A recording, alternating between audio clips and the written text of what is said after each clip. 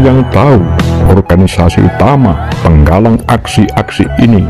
Kami, Kesatuan Aksi Mahasiswa Indonesia, sebenarnya dibentuk oleh tentara melalui tangan Menteri Pendidikan Brigadir Jenderal Syarif Tayyip, bahwa untuk melancarkan aksi-aksi mereka ada hubungan terus-menerus antara pimpinan-pimpinannya dengan Kepala Staf Kostrad Brigadir Jenderal Kemal Idris, dan bahwa jaket-jaket kuning yang dibangga-banggakan para mahasiswa dibiayai oleh pemerintah Amerika Serikat melalui orang-orang penghubung dengan CIA, melalui perusahaan-perusahaan Amerika di Indonesia. Serta tidak bisa dilupakan begitu saja mantan Wakil Presiden Indonesia Yusuf Kala, yang adalah mantan Ketua Umum Golkar, menurut catatan sejarah adalah juga bekas Ketua Umum kami bagian Timur Indonesia pada tahun 1965 itu. Sebagai ketua kami, apakah tangannya bersih dari darah bangsa Indonesia?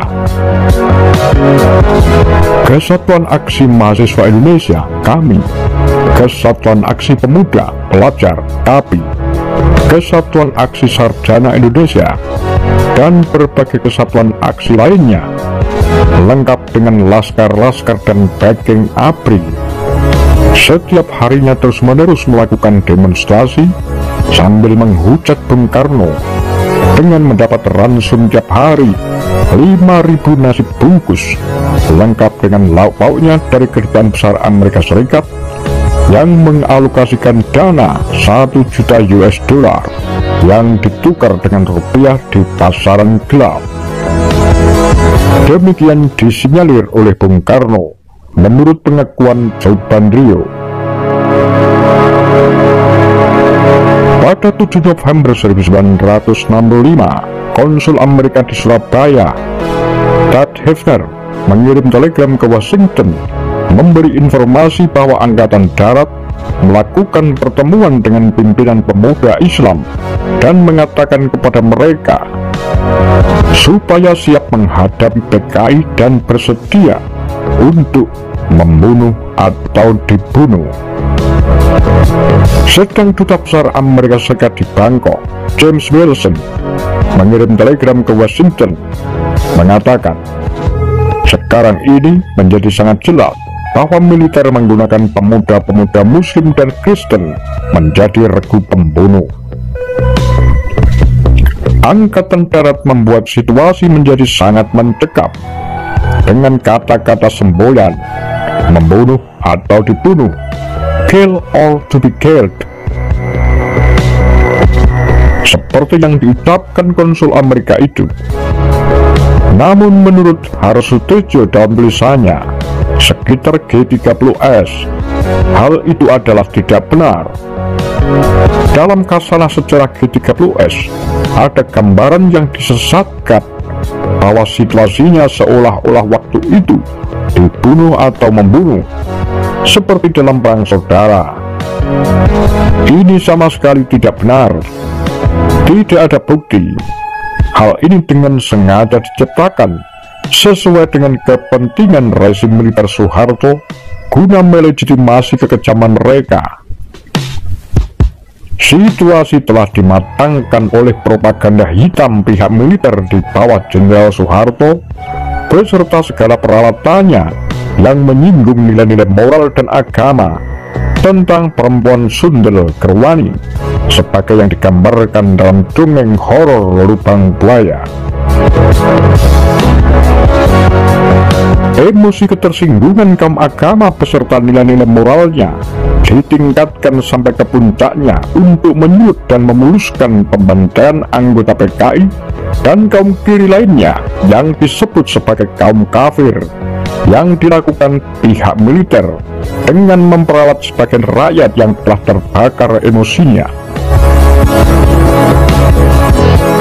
Kebenaran atas tulisan Harsutejo ini dapat ditunjukkan fakta dan buktinya bahwa yang dibunuh adalah orang-orang yang dianggap komunis, yang sejak terjadinya gerakan 30 September 65 diperintahkan untuk melapor dan mendaftarkan namanya ke badan-badan dan kantor-kantor pemerintah, kantor camat, kantor penghulu, kantor polisi, kantor Kodim, kantor Front Nasional, dan sebagainya. Kemudian mereka ditahan dan sebagian besar lalu diangkut dengan truk dan dibunuh, serta orang-orang yang dianggap PKI yang diambil dari rumahnya dan dibunuh oleh Angkatan Darat dan para komando aksi pengganyangan.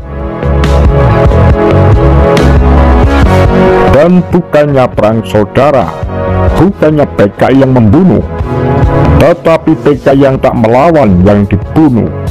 Ini faktanya.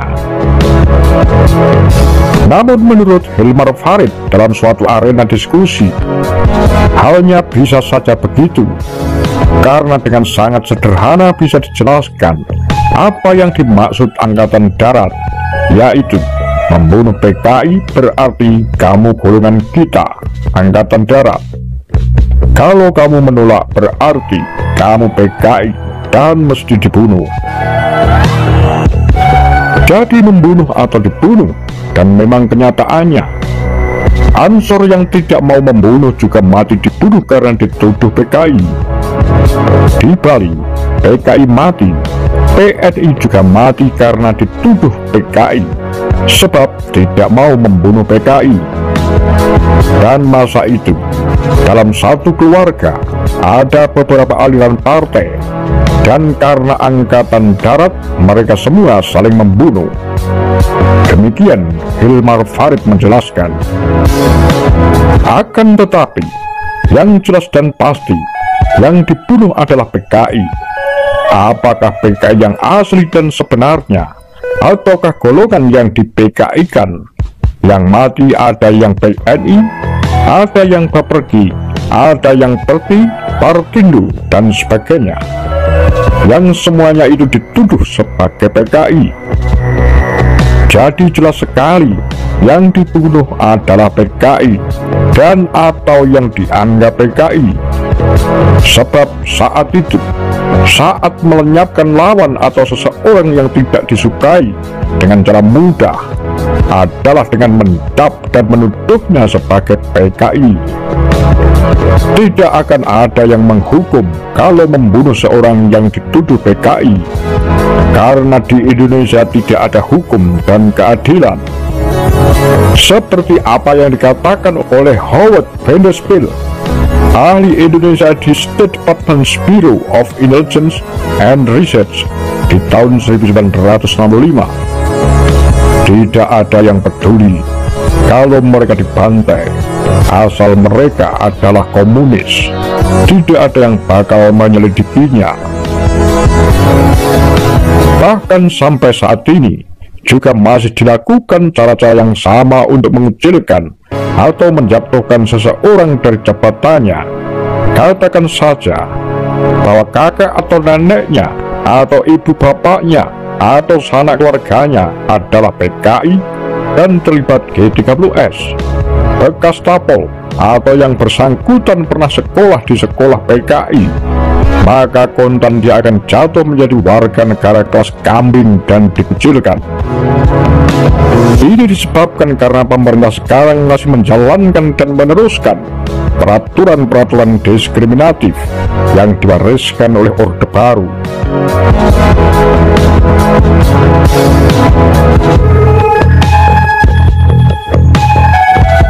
Demikian kura-kura Tagar Lambe Sundel.